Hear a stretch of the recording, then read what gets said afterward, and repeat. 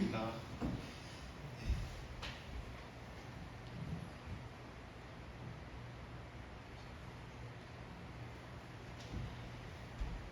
잘 들리시나요? 네. 예. 네. 여러분, 요즘 비가 많이 오는 가운데 간밤에도 많이 비가 내린 것 같습니다.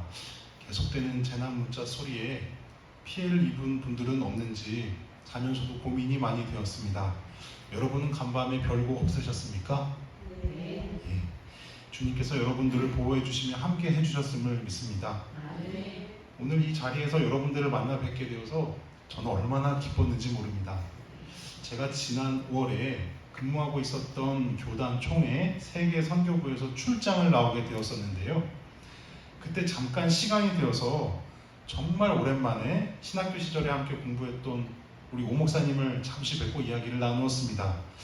근데 처음에 얼굴을 배웠을 때 제가 깜짝 놀랐습니다. 왜냐하면 오 목사님의 얼굴이 너무 밝아 보였기 때문입니다. 그래서 그 비결이 무엇일까 하고 교회를 잘 섬기고 계시는지를 물었었는데요. 오 목사님 말씀이 너무 행복하다고, 교회를 섬기는 일이 너무 행복하다고 말씀하시는 겁니다. 그 행복의 이유가 뭔가 봤더니 교회가 너무 좋고 또 성도님들이 너무 사랑스러워서 목회하는 것이 요즘 너무 행복하고 감사하다 하는 것이었습니다. 여러분, 목회자에게 있어서 가장 큰 기쁨이 뭔지 아십니까? 바로 좋은 성도님들 만나는 것입니다. 저는 오 목사님의 말씀을 듣고 도대체 와룡교회 성도님들이 어떤 분들이시기에 이렇게 오 목사님이 그토록 행복할 수 있을까 궁금했었는데, 이렇게 여러분들을 뵙고 보니 이제 그 이유를 알 것만 같습니다. 예, 여러분들 뵙게 되어 매우 기쁘고 행복합니다. 하나님께 감사드립니다. 네. 예, 오늘 우리가 읽을 성경 본문은요, 창세기 1장 1절입니다. 예, 창세기 1장 1절을 한번 같이 펴보실까요? 예, 창세기 1장 1절은 구약 성경에 있습니다. 예, 다 보셨나요? 예, 우리 같이 한번 한 목소리로 읽어보시겠습니다. 시작. 태초에 하나님이 천지를 창조하시니라. 아, 죄송합니다. 제가 귀가 좀 잘 안 들려가지고 여러분들이 읽으셨는지 잘 안 들렸습니다. 다시 한 번만 더 읽어볼까요? 시작. 태초에 하나님이 천지를 창조하시니라. 아멘. 예. 여러분 혹시 성경이 총 몇 장으로 구성이 되어 있는지 알고 계십니까? 장, 권이 아니고 장. 몇 장으로 되어 있는지 아시겠습니까? 구약과 신약을 합쳐서 총 1189장으로 되어 있습니다. 성경의 모든 말씀은 하나님의 감동으로 기록되어서 1989장 모든 말씀이 다 중요합니다만, 그런데 그 중에서도 가장 처음 등장하는 말씀이 바로 이 말씀입니다. 여러분, 성경의 맨 처음에 이 말씀이 나온다는 것이 어떤 의미가 담겨 있을까요? 우리가 살면서 창세기 1장 1절은 거의 암송하다시피 읽어오고 알고 오던 그런 말씀 아니겠습니까? 그런데 과연 이 말씀이 어떤 의미를 가지고 있나 한번 생각해 보신 적이 있으신지 모르겠습니다. 대한민국의 헌법도 제1조 1장이 가장 중요한 내용 아니겠습니까? 마찬가지로 오늘 이 말씀도 성경의 가장 앞에 나오게 되면서 그 중요한 토대가 되는 의미를 가지고 있다라고 볼 수가 있는데요. 그러면 그 중요한 토대가 과연 무엇인가? 바로 하나님은 천지를 창조하신 창조주시다라는 겁니다. 예, 믿으십니까? 보통은 목사님들이 그래서 이 말씀으로 설교를 하실 때 창조 순서에 따라서 그 의미가 무엇인지를 설명하는 경우가 많고, 그래서 하나님이 창조주이십니다 라고 고백하는 내용으로 말씀을 전하시는 경우가 많이 있는데요. 그런데 오늘은 이 말씀을 그동안 접해왔던 방식과는 조금은 다른 측면으로 묵상을 해보고자 합니다. 그 다른 측면이라는 게 무엇인가 하면, 태초에 천지를 창조하셨을 당시에 하나님의 마음이 어떠셨을까 하는 겁니다. 여러분 혹시 한 번쯤 생각해 보신 적 있으셨나요? 태초에 하나님은 천지를 창조하셨는데 어떤 마음을 가지고 천지를 창조하셨을까요? 이 질문을 살펴보기 위해서는 먼저 공간이라는 개념을 살펴보는 것이 도움이 됩니다. 어떤 개념이라고요? 공간이라는 개념. 다시 말하면 하나님이 천지를 창조하시기 전에는 어떤 공간이 있었는가를 살펴보는 것이 천지를 창조하신 하나님의 마음을 헤아려 보는데 도움이 될 수 있다라는 말입니다. 현대 과학은 이것에 대해서 어떤 말을 하는가 봤더니 태초에 천지가 창조된 것은 어떤 커다란 폭발에 의해서 꽝꽝 하고 생겨났다 이렇게 얘기를 합니다. 이 꽝꽝을 영어로 빅뱅이라고 합니다. 이 빅뱅 이론은 1927년에 가톨릭교회 신부이면서 물리학자였던 조르주 르메트르라는 그 신부에 의해서 제기된 이론인데요. 오늘날 거의 대부분의 사람들이 이 이론을 받아들이고 있습니다. 이 빅뱅 이론은 우주에 어떤 큰 폭발이 생기면서 그때 비로소 시간이라는 것과 공간이라는 것이 생겨났다 이렇게 말하고 있는데요. 다시 말하면 시간과 공간이라는 것은 폭발이 있기 전에는 없었다 이런 얘기입니다. 그래서 과학자들은 이렇게 말합니다. 큰 폭발이 있기 전에 무엇이 있었는지에 대해서는 우리는 아무것도 알 수가 없습니다. 이렇게 말하는 사람도 있고요. 또 어떤 사람은 이렇게 말하기도 합니다. 아마도 시간과 공간이 생기기 이전이기 때문에 아무것도 알 수가 없을 것입니다. 그리고 또 어떤 사람은 이렇게 말하기도 했습니다. 큰 폭발 이전에 대한 것은 과학적으로는 설명할 수가 없습니다. 그것은 오직 철학적으로만 설명할 수 있습니다. 이런 말들을 하는 것을 봤습니다. 자, 여러분 한번 생각해 보시죠. 큰 폭발이 있기 전에 아무것도 없었다면 그 아무것도 없었던 상황에서 어떻게 폭발이 일어날 수 있겠는가 하는 겁니다. 폭발이라는 것은 뭔가가 부딪히거나 하는 어떤 상호작용에 의한 것이어야 하는데 정말로 아무것도 없었다면 부딪힐 게 없으니 폭발 자체가 일어나지 못하는 것 아니겠습니까? 또 철학적으로만 설명할 수 있다는 말도 그렇습니다. 여기에서 이 철학적이라는 말은 조금 이제 용어를 쓰면 모의실험 중단 이론이나 자유의지론 같은 이론을 말하는 것인데 이게 무엇인가 하면 누군가가 폭발 이전에 존재해서 마치 컴퓨터 프로그램처럼 조작을 하거나 아니면 스스로 그렇게 한 것이라고 그저 추측만 한다라는 그런 의미가 담겨 있는 겁니다.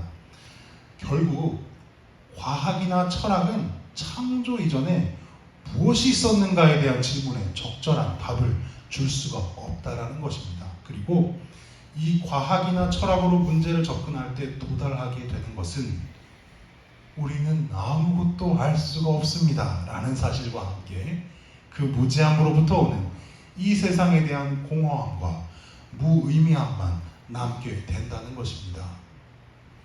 왜 만들어졌는지를 모르니 우리의 인생이 허무해지는 것이고 살아가야 하는 것에 대한 참된 의미를 알 수 없으니 인생이 무의미해져 버리게 된다라는 말입니다. 그렇다면 과학이나 철학이 우리에게 어떤 근본적인 답을 줄 수 없다면 우리는 어디에서 그 근본적인 답을 찾을 수 있겠습니까?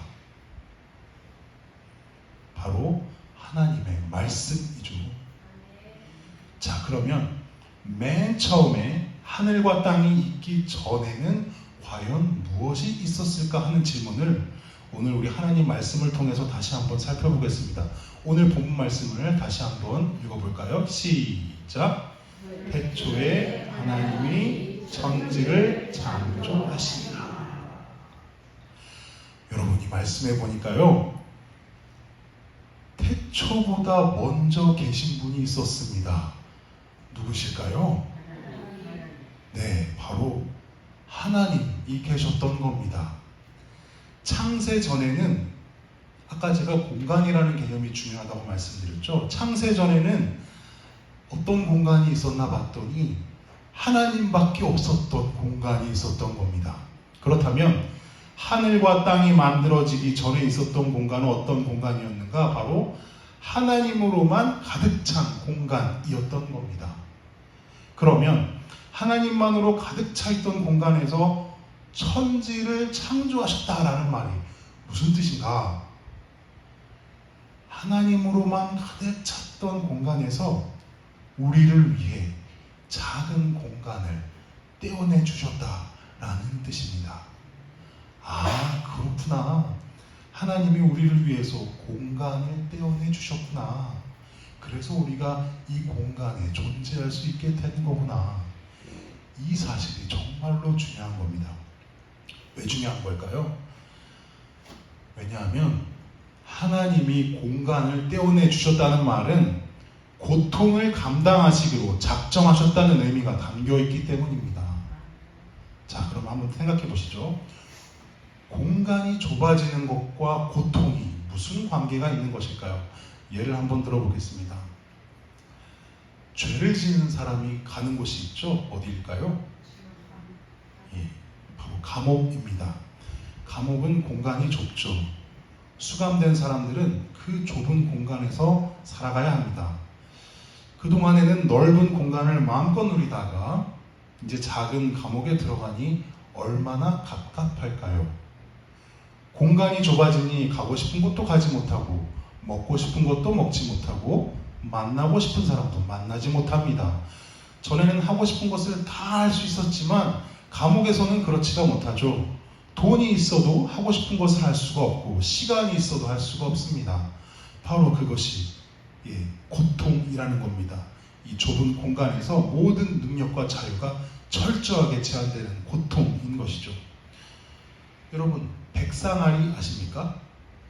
백상아리. 상어 중에 가장 무서운 상어가 바로 이 백상아리입니다. 어느 책에 보니까 흥미로운 이야기가 있습니다. 우리가 보통 이 동물들 볼 때 또 수족관 있잖아요. 수족관에 가면 여러 종류의 상어들이 있는데 그 중에 없는 게 하나가 있습니다. 뭔지 아십니까? 바로 백상아리가 없답니다. 왜 그런가 하면 이 백상아리는 습성상 하루에 100km 이상의 넓은 지역을 돌아다녀야만 하는데 좁은 수족관에 갇히게 되면 열흘을 넘기지 못하고 죽게 된다고 합니다. 좁은 공간이 주는 스트레스를 받아서 견디지 못하고 죽는다는 것이죠. 이 공간의 좁아짐은 고통을 초래할 수 있다는 것입니다. 자, 하나님은 우리를 위해서 천지를 만드시고 우주를 만들어 주셨습니다. 이 지구상에만 해도 수십억 명이 그 공간 안에서 오늘도 살아가고 있죠. 어떻게 보면 우리가 살아가는 이 세상과 우주는 매우 크고 넓습니다. 그런데 우리의 공간이 커진 만큼 줄어든 게 하나 있습니다. 그것이 무엇인지 아시겠습니까? 바로 하나님의 공간입니다. 하나님은 그만큼 우리의 공간이 늘어난 만큼 고통받으실 것을 감당하셨다는 말씀입니다. 하나님으로만 가득했던 공간에서는 모든 것이 다 하나님의 뜻대로 이루어지기에 아픔도 없고 괴로움도 없었습니다. 하나님은 아무런 고통을 받으실 필요가 없으셨습니다. 그런데 그런 하나님이 자유의지를 가진 우리 인간을 만드시고 우리를 위해 그분의 공간을 뚝 하고 내어주셨습니다. 이제 그 공간에서 사는 사람들은 하나님의 뜻을 따르지 않을 수도 있고 하나님이 기뻐하시는 일들을 하지 않을 수도 있으며 더러는 하나님을 슬프시게 할 수도 있고 한탄하게 하실 수도 있으며 더 나아가서는 아들의 죽음을 감당하게 하셔야 하는 그런 상황을 만들어가기까지 할 수 있습니다. 하나님은 이 세상을 창조하실 때 바로 이런 고통들을 받으실 것을 다 아시면서도 감당하시기로 작정하셨던 겁니다. 그렇다면 하나님은 하나님으로만 가득 찼던 공간에서 그저 행복하게만 지내셨으면 참 좋았을 텐데 왜 우리 인간을 만드셔서 공간을 떼어내 주시고 그 아픈 고통을 받기로 작정하셨던 걸까요? 그것은 바로 사랑 때문입니다.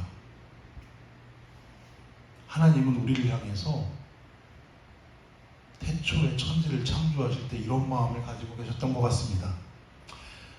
내가 너로 인해 끔찍한 고통을 당한다 할지라도 나는 너를 사랑한단다. 너를 창조함으로 인해서 내가 겪어야 할 고통보다도 너를 사랑하는 나의 마음은 비교할 수 없을 정도로 훨씬 더 크기 때문이란다. 너를 만들어서 나와 함께 믿음으로 사랑의 교제를 이루어가면 정말 좋겠지만 그렇지 못하더라도 네가 나를 모른다 할지라도 나는 너를 지켜보는 것만으로도 크게 행복할 것 같구나. 그래도 나는 너를 끝까지 포기하지 않고 너에게 주어진 인생이라는 시간 동안에 너와 함께하며 항상 너에게 다가갈 것이다. 생각만 해도 어찌나 좋은지 모르겠구나. 만일 너로 인해 슬퍼할 상황이 찾아온다면 그 고통은 내가 감당하려고 한다. 내가 너를 만들었으니 그 슬픔은 너를 사랑하는 나에게 있기 때문이란다. 그것이 내 아들을 내어주어야 하는 고통이라 할지라도 나는 그 고통보다 더 크게 너를 사랑한단다. 아마도 하나님은 이런 마음으로 이 세상을 창조하시지 않으셨을까 하는 생각을 해보게 되는 겁니다. 한때 유엔 사무총장이었던 다크 한마르 쉘드라는 분이 있었는데요. 이분이 이런 말을 했다고 합니다. 예쁜 정원을 갖고자 하는 사람은 잡초가 자랄 자리를 남겨두지 않는다. 다시 한번 읽어보겠습니다. 예쁜 정원을 갖고자 하는 사람은 잡초가 자랄 자리를 남겨두지 않는다. 여러분, 유럽에 가보면요, 전문 정원사들이 손질해 놓은 예쁜 정원들이 참 많습니다. TV에도 많이 소개가 되고 있죠. 얼마나 예쁘고 화려해 보이고 또 각이 잡힐 정도로 질서가 정연한지 잡초 하나 없는 아주 근사한 모습입니다. 그 정원에서 길을 걷고 있노라면 보기에 좋은 것들로만 가득함을 느끼게 됩니다. 어떻게 사람이 이렇게 완벽한 정원을 만들 수 있지 하는 감탄이 생길 정도입니다. 그런데요, 그거 아시나요? 하나님은 세상을 지으실 때 이런 화려한 정원들처럼 보기 좋은 것만 나열하며 손질하듯이 만들지 않으셨다는 사실입니다. 하나님의 창조에는 아름다운 것뿐만 아니라 잡초도 자리하고 있다는 사실 말입니다. 그래서 우리를 만드실 때도 그저 자신의 명령만 잘 듣고 그대로 반응하는 로봇처럼 우리를 만들지 않으셨습니다. 생각해 보세요. 만일 우리를 로봇처럼 만들었다면 하나님의 입장에서 얼마나 편하셨겠습니까? 죄도 짓지 않고 율법을 철저하게 지키고 절대적으로 충성하기 때문에 하나님은 속상해하실 일도 가슴 아파하실 일도 없었을 것 아니겠습니까? 그런데요, 하나님은 우리를 그렇게 만들지 않으셨습니다. 하나님은 우리를 자유의지를 가진 존재로 만드셨습니다. 그래서 인간은 무한정한 자유를 누리게 되었습니다. 그 무한정이 어디까지인가 하면 급기야는 하나님을 거역할 자유까지 주셨던 것이죠. 예쁘게 손질된 정원에서는 삐죽하게 튀어나온 잡초가 거슬리는 존재이듯이 하나님의 정원에서 우리는 잡초 같은 존재가 될 수도 있게 하나님은 그렇게 만드셨던 것입니다. 잡초 같은 우리들이 이 세상을 살아가는 것입니다. 그러니 잡초 같은 사람들이 많은 이 세상을 살아가면서 우리는 어떠한 마음으로 살아가야 하겠습니까? 저는 예전에는 아름다운 자연 경관을 보면 감탄하면서 하나님의 솜씨를 찬양하곤 했습니다. 야, 아름답다. 주님의 솜씨가 정말로 대단하고 훌륭한 것이로구나. 그러면서 이 창조의 신비를 통해 하나님의 살아계심을 묵상하곤 했습니다.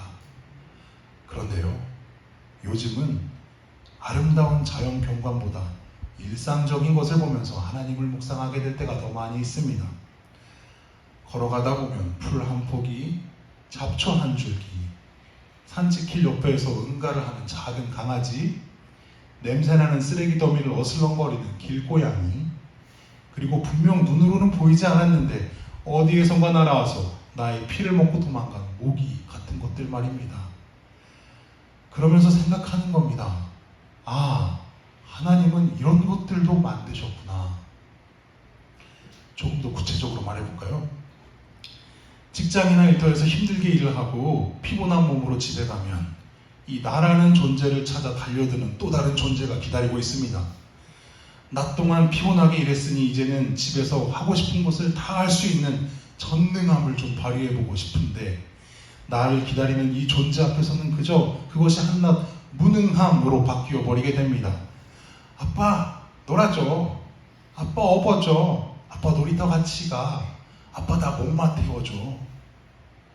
나의 시간과 공간은 철저하게 제약을 받게 되는 것이죠. 그것이 뭐라고요? 공간을 내어주는 고통인 것이죠. 그 고통을 감당하는 것이 바로 하나님이 이 세상을 창조하실 때 보여주신 사랑 아니겠습니까? 내가 왜 하필 이 인간을 만나가지고 정말 지긋지긋해? 여러분, 결혼을 하신 분들이라면 한 번쯤 해보거나 들어보았을 법한 말입니다. 결혼하기 전에는 이 세상이 나 자신으로만 가득 차서 하고 싶은 것을 마음껏 할 수 있는 자유의 공간이었는데, 이제 배우자에게 그 공간을 내어주다 보니 자신의 공간이 좁아지게 되는 고통을 느끼게 되는 겁니다. 이 고통이 얼마나 힘겨운지 요즘은 결혼을 많이 하지 않는다고들 하네요. 그러나 그럼에도 불구하고 공간을 내어주는 고통을 감수하면서도 그보다 더 큰 사랑을 경험하고 누리는 일, 이것이 바로 하나님이 창조하면서 보여주셨던 사랑의 모습 아니겠습니까? 가정에서만 그렇습니까? 아닙니다. 직장이나 일터에서는 더 난감할 때가 많습니다. 내 생각과는 다르고 나와는 성향이 다른 사람들을 상대로 일을 하다 보면 서로의 이해관계가 엇갈리게 되는 경우가 참 많습니다. 그때 상처를 받게 되거나 공경에 빠지게 되는 경우도 덜어 있는 것 같습니다. 그럼에도 불구하고 내 가족을 위해 그러한 고통을 감내하거나 원수를 사랑해야 한다는 말씀으로 다시금 나를 가슴 아프게 하는 사람들을 용서하며 애써 힘든 마음을 다잡는 분들도 많이 계실 줄로 압니다. 이것도 바로 하나님이 창조하실 때 보여주셨던 사랑의 모습이라고 할 수 있겠습니다. 여러분, 우리는 하나님이 천지를 창조하시면서 보시기에 좋았더라 했던 그 말씀만 생각할 때가 참 많은데요. 그러다 보니 예쁜 꽃과 나무가 가득한 정원, 혹은 딱딱 맞아떨어지는 아름다운 정원 같은 개념을 우리의 머릿속에 담고 살아갈 때가 참 많습니다. 그 아름다움의 개념이 현실과 맞아떨어지지 않을 때 우리는 고통을 경험하게 되는 겁니다. 그러나 그런 생각이 가득히 차오르기 시작할 때 그때 한 번쯤 생각해 보시면 좋겠습니다. 아, 하나님의 창조에는 잡초도 포함되어 있었구나 라는 사실 말입니다. 그래서 내 삶에 나를 귀찮게 하고 힘들게 하고 고통을 주는 존재들이 함께 살아갈 수 있다는 사실 말입니다. 그리고 바로 그것이 하나님이 만드신 창조의 세계이기도 하다라는 그 사실 말입니다. 하나님은 우리를 위해 이 고통을 감당하시기로 작정하시고 이 세상을 만드셨다라는 것을 우리가 헤아려 볼 수 있어야 하겠습니다. 그리고 이 나의 공간에 들어온 사람들이 나에게 고통을 주는 것뿐만 아니라 욕심 많은 우리가 하나님의 공간에 들어가 하나님께 고통스러운 존재가 되지는 않았는지를 생각해보는 역지사지의 마음도 품어볼 줄 알아야 하겠습니다. 자, 그러면 하나님이 고통을 감당하시기로 작정하고 창조하신 이 세상에서 우리는 어떻게 살아가야 할까요? 하나님은 엄청난 사랑으로 고통받으실 것을 감당하고 우리에게 공간을 내어주셨는데 우리는 그 사랑을 어떻게 이해하고 실천하며 살아갈 수 있는 걸까요? 제가 언젠가 지하철을 타고 가다가 앉아서 책을 보았는데요. 우연히 박노해 시인의 시를 읽게 되었습니다. 시의 제목이 길 잃은 날의 지혜인데요. 이 시의 중간 부분이 마음에 깊이 와닿아서 메모를 해두었습니다. 그 메모한 내용은 이렇습니다. 읽어보겠습니다. 꽃과 열매를 보려거든 먼저 흙과 뿌리를 보살펴 주십시오. 한 번 더 읽어볼게요. 꽃과 열매를 보려거든 먼저 흙과 뿌리를 보살펴 주십시오. 이 부분을 묵상하면서 한 가지 깨닫게 된 사실이 있습니다. 그것이 뭔가 하면 이런 겁니다. 아, 내가 상대방에게 답답함을 느낀다는 것은, 저 사람으로부터 참을 수 없는 고통을 느낀다는 것은 내가 그 사람에게서 꽃과 열매만을 보려고 하는 욕심을 가졌기 때문이구나 하는 것을 깨닫게 되었습니다. 그래서 이 꽃과 열매라는 아름다움만을 보려고 하는 욕심에 흙과 뿌리를 먼저 보살펴주는 일은 하지 않았구나 하는 것을 생각해 보게 되었습니다. 하나님이 창조하신 세상의 원리가 그렇듯이 흙과 뿌리를 먼저 잘 보살펴 주었다면 꽃과 열매는 자연스럽게 맺히는 것일 텐데, 나의 욕심이 앞서서 저 사람에게서 꽃과 열매를 보지 못했다는 조급함으로 인해 이 마음에 분노가 일어난 것이구나 하는 생각을 해보게 되었던 겁니다. 책을 읽다가 마음에 깨우침을 주는 글이 있어서 제가 이걸 또 한번 읽어드리려고 하는데요. 이 글의 제목은 사랑의 대화라는 글인데, 같은 공간에서 살아가는 존재를 사랑하면서 함께 살아가는 것이 무엇인지를 생각하게 해주는 글인 것 같습니다. 제가 한번 읽어볼 테니까 한번 들어보세요. 아니 얘, 너 청바지 꼴이 그게 뭐니? 너 또 대학에 떨어지고 싶어? 엄마는 아들이 입은 너덜너덜한 청바지를 보고 이렇게 말하고 싶었지만 애써 참는다. 대신에 이렇게 묻는다. 바지가 이게 뭐니? 다 닳았네. 엄마가 하나 사다 줄까? 그 말에 아들은 말한다.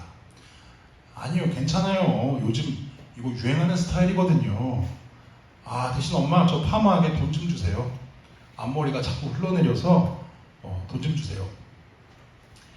재수생인 아들은 요즘 들어 이해 못할 행동을 자주 한다. 엄마의 마음속에서는 뭐? 파마를 한다고? 이 녀석을 정말? 하는 목소리가 목까지 올라오지만 엄마는 아들을 설득하기로 마음을 고쳐먹고 이렇게 말한다. 엄마가 파마를 해봐서 아는데 더 엉켜서 귀찮을 텐데. 에이, 안 그래요 엄마. 내 친구들은 보기만 좋던 걸요 뭐. 이 말을 듣고 엄마는 지금 너 파마할 시간이 어딨니? 안 돼! 라고 말하고 싶었지만 마음과는 달리 말없이 파마할 돈을 주었다. 지난주에 사랑의 대화라는 강연을 들은 뒤부터 무조건 안 된다고 하기보다는 스스로 깨닫게 하기로 결심했기 때문이었다. 저녁에 집으로 돌아온 아들은 앞머리가 꼬불꼬불하다는 둥, 파마를 말 때 창피해서 혼났다는 둥 여러 불평을 늘어놓았지만 엄마는 그저 모른 척 했다. 그리고는 시간이 흘러 아들의 파마가 거의 다 풀려갈 무렵 엄마가 슬쩍 물었다. 얘 너 또 파마 안 하니? 그 말에 아들은 이렇게 대답한다. 아니에요. 됐어요. 저 이제 파마 안 해요. 제가 곧 후회할 거라는 것을 다 알고 계시면서 그냥 두신 거죠? 에이, 저 이제 공부하러 갈 거예요. 엄마, 파마할 시간이 어디 있어요? 급히 가방을 챙겨 도서관 향하는 아들을 보며 엄마는 그저 흐뭇한 미소를 짓는다. 이런 글입니다. 한 엄마와 같은 공간에 살면서 엄마의 마음을 몰라주고 괴롭게만 하는 한 아들에게 이 엄마, 하나님이 우리들에게 공간을 내어주시며 고통을 감당하신 것처럼 그렇게 아들이 거할 공간을 서서히 내어주고 있습니다. 처음에는 그 사랑의 반응이 당장 나타나지 않았지만 시간이 지나면서 이 아들은 엄마가 베푼 사랑을 받아들이게 된 것인지 이제는 엄마의 말을 곧잘 듣기 시작합니다. 오히려 시키지 않은 공부까지 한다고 하네요. 이게 바로 하나님이 우리에게 공간을 내어주시며 사랑하신 그 창조의 모습 아니겠습니까? 한 가지 이야기를 더 들려드리겠습니다. 이 제목이 깨지지 않은 접시라는 글인데요. 나라는 존재가 아름다운 정원의 꽃과 같은 존재고 다른 사람은 잡초 같다고 생각하며 살아온 한 사람이 있었는데 이 사람의 생각에 변화가 일어나고 있다는 것을 보여주는 글입니다. 제가 한번 읽어드리겠습니다. 단칸방에서 시작한 신혼살림은 소소한 것들 뿐이었다. 단출한 부엌에는 아내가 산 비싼 접시들이 가지런히 있었다.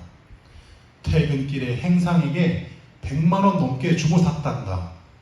그 이유가 놀라웠다. 절대 깨지지 않는 접시라서 행상이 땅에 던져도 깨지지 않더라는 것이다. 한데 얼마 안 가서 아내가 실수로 접시를 산산조각냈다.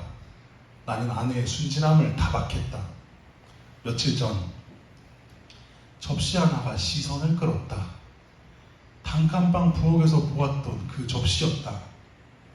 80개가 넘는 그릇 중 유일하게 남은 것이었다.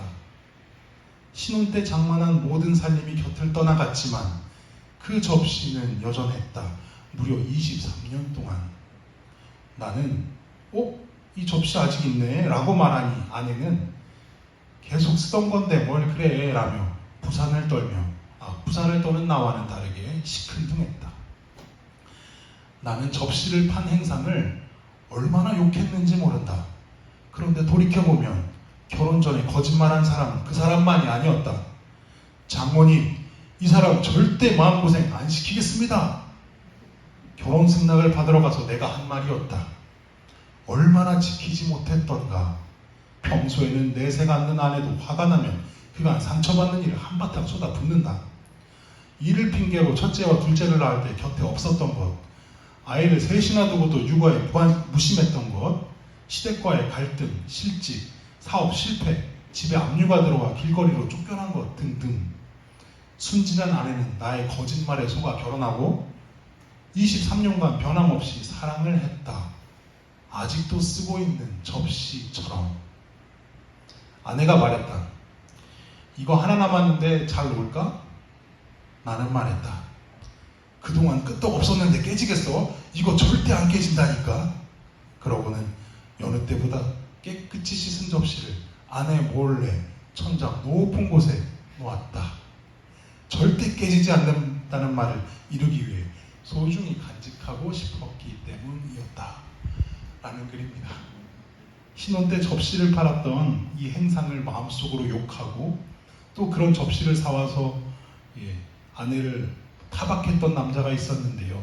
이제 시간이 흘러서 돌이켜보니 자신도 별반 다르지 않은 존재라는 사실을 깨닫게 되었던 겁니다. 그동안에는 자신의 공간 안에 들어왔던 사람들이 그저 볼 때마다 못마땅했는데 이제는 자신도 다른 사람의 공간에 들어가 아픔을 주었던 사람이라고 생각하니 그저 미안한 마음이 들게 되었던 겁니다. 그리고 내가 이제는 더 사랑해야겠다라는 마음이 생기기 시작한 것 같습니다. 잡초 같은 우리들이 이 세상을 살아가기 위해 가져야 할 마음은 바로 이런 마음 아니겠습니까? 공간을 내어주는 아픔을 서로 겪고 있으니 서로를 더욱 측은히 여겨줄 줄 아는 그 마음 말입니다. 여러분, 프랑스어로 축복이라는 단어와 고통을 당한다라는 말이 그 어원이 같다고 합니다. 하나님은 천지를 창조하실 때 우리를 위해 공간을 내어주셨습니다. 하나님은 그 공간의 크기만큼 고통당하실 걸 아셨지만 그래도 내어주시며 감당하셨습니다. 왜냐하면 그 고통보다 더 크게 우리를 사랑하셨기 때문입니다. 그리고 그것이 우리에게는 축복이 되었습니다. 이 하나님의 축복 같은 사랑을 우리가 매일 받으며 살아가고 있다는 사실에 감사하며 우리도 우리의 이웃을 위해 공간을 내어주는 사랑으로 그렇게 사랑하며 사는 하나님의 자녀분들이 되시기를 바랍니다. 제가 기도하겠습니다.